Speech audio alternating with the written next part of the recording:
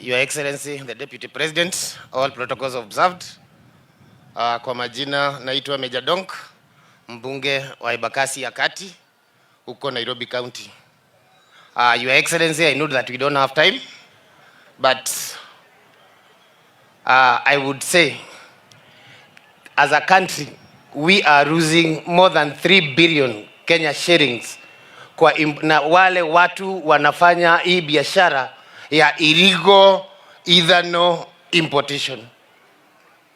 Kwa hivyo, Your Excellency, mimi naweza kuomba hii bonda mahari illegal ethanol inapitia yenye inatumika kutengeneza hizi pombe, lazima tufikirie maneno yake.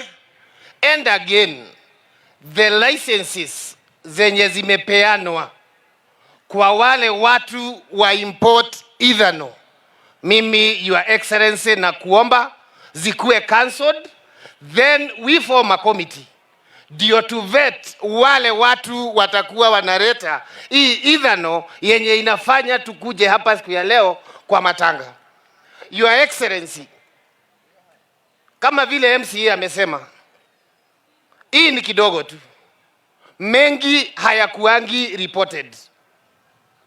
Mimi kama mjumbe wa Nairobi, naomba ile siku mutakuja kuosha hii Nairobi River, zile mili mutatoa kwa hiyo Nairobi River, wale youth wetu wamekufia kwa hizo bar, wakatupwa huko kwa hiyo mto, na mutashangaa.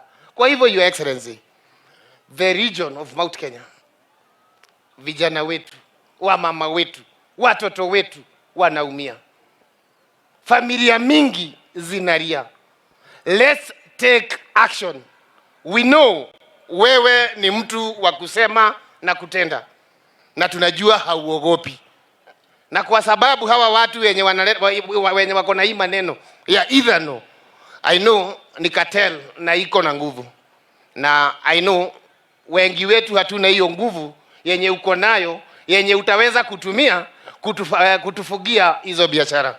Asanteni sana, pole watu wa Kirinyaga, Mungu awabariki na azidi kuwatenda mema. Asanteni.